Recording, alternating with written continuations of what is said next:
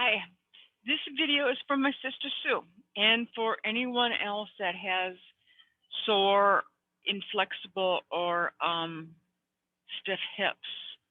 So we're going to go through a few exercises. It's going to be mostly dynamic stretching, but to get those hips opened up and to have less pain and to be able to move around a little more freely. And I've got my table here. You can do this on the floor, but the last exercise, you're going to need something higher up. So I'm going to start here and do all my stretches from here and get my trusty little notepad here so I can remember. But I'm going to get up here on the table and I'm going to put my knees and feet together with my hands on here. You can use this little device like this if you have sore wrists, because you're going to be here for a while.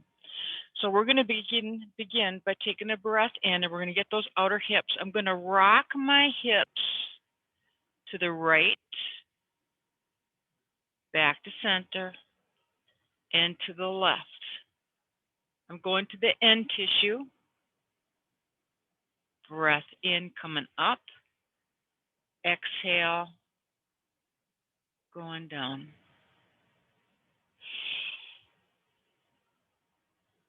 I'm going to do a few more. Getting those hip joints opened up, getting them loose.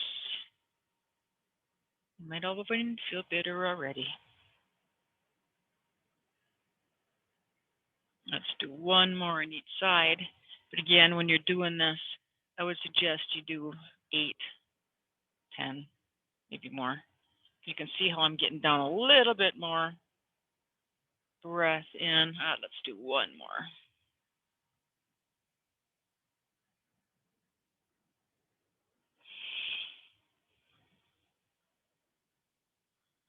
Okay. Next one is called a swim. It's to get your glutes firing and also to stretch out the front of your hips. So we're going to make ourselves nice and long with the arms and our legs overhead. We're going to have it thinking about my neck being long.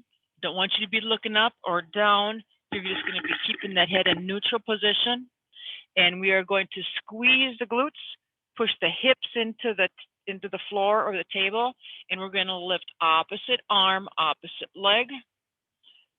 Now your job while you're doing this, besides keeping your glutes tight and your hips pressed into the ground or to the floor, is to breathe. Keep those glutes tight. Think about your neck being nice and long. Let's do 2 or 3 more. Now you can see how you're activating your glutes, right? Thus stretching the front of your hips. Oh, I'm getting a little bit more shoulder action out of here. Okay. Now, you don't want to be turning those hips back and forth. Your job is to keep the hip movement stable so you don't put any stress in your lower back than you have to. I'm going to put my toe weight on. I'm going to put my hands underneath my shoulder. Come on up here like this. And then I'm just going to have you push your butt towards your heels, towards your heels. You're going to come on forward. Think about yourself being nice and long again. And then you're going to push yourself back. We're going to do 3 or 4 of them.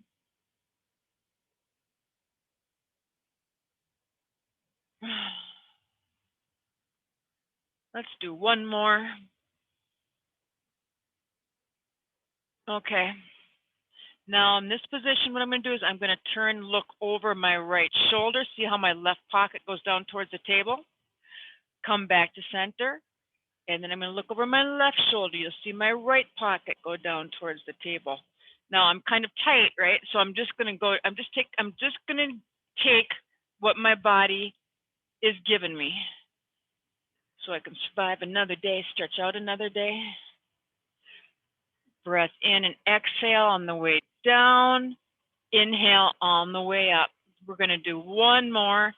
Now, if you feel yourself, your lower back getting tight, you go and you press your butt towards your heels and get that delicious shoulder stretch in there again. Okay, let's do one more. Make yourself nice and long, long neck. I'm going to push my front pocket down towards the table, look over my right shoulder, going down for that nice last delicious stretch. My right pocket pushes down towards the table, and I'm going to look over my left shoulder. Come back on up and go into a full child's pose. Take a nice couple deep breaths. Really push your butt towards your hips,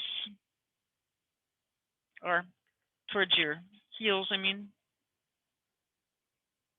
Okay, now I'm going to go turn around. I'm going to put my feet about hip width, just a little bit over hip width apart. I'm going to walk my hands away with my fingertips away from me. Okay? And I'm going to take my right knee, dip those knees to the left, come back on up to center, and dip them to the right. Same kind of breathing pattern. When you bring the knees up, you're going to exhale on the contraction or the stretch. Breath in and exhale. So you'll feel this in your sidelines, an internal rotation move in your hip.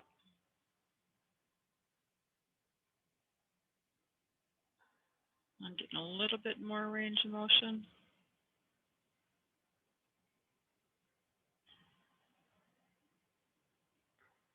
Okay, we're going to do 2 more. Exhale on the way down. Bring it on up with an inhale. Exhale on the way down.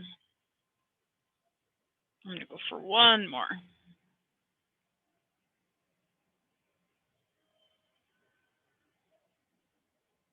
You can also use this for an assessment for the beginning of your stretches and after your stretches.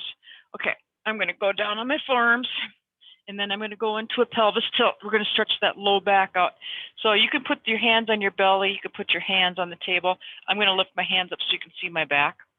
So you are going to push your pelvis towards your heels, and then pull your pelvis away from your heels. Towards your heels, your back will arch. Away from your heels, your back will flatten. Now you can also do an ab workout with this. Pull your navel in towards your spine as you pull your pelvis. Now keep your legs out of that. Push your pelvis towards your heels. Navel pulls. Now just try to use your navel to pull that pelvis flat. Really draw it in towards your spine. Let's do 1 more. And pull that in. Nice job. Okay, the reason I'm on the table is because I need to have something that's a little higher up so I can do my last hip flexor stretch on there. Let's see if I can. You might need a towel for this if you're really tight. We'll do it. I'll show you we'll do it in 2 or 3 different movements, depending on your tightness. So we want to protect that low back. Okay, so we're going to leave at least 1 leg bent. I'm going to be stretching my right hip. So I'm trying to get my buttock or my hip off the floor. So I'm going to take my hand so I don't fall off the table, okay? My left hand. And I'm just going to take this over and drop my leg. Now you're going to feel a stretch through here when you do this. Now you can do 1 or 2 things. If you don't have the ability to pull this leg, now watch what happens to my right leg. When I pull that, look at that, when I flatten my back, this one will come up, so I'm getting even a better stretch through here. Now, if you can't, your arms aren't long enough, you can use a towel, and you can take this and hold it. Okay, now I'm going to drop my computer down a little bit more so you can see what the second part of this stretch is going to be like. All right. So some of you might be, when you start doing this stretch at first, your leg might be almost straight out like that. But trust me, if you keep doing this stretch, eventually you're going to get your heel closer to your butt. So now we're going to get closer to the knee. So you're going to breathe in, and as you breathe in, you're going to take that heel towards your butt or bend your knee, hold it for a few seconds, and then exhale. Now when you exhale, don't contract your quad because we're trying to get in the parasympathetic nervous system, so we're trying to calm it. Breath in, bring that heel towards your butt, and then release it nice and slow. My foot is touching the ground now, and it wasn't before. Okay, let's do a couple more. Take that heel to the butt and release it. I'm going to go one more just because this feels good.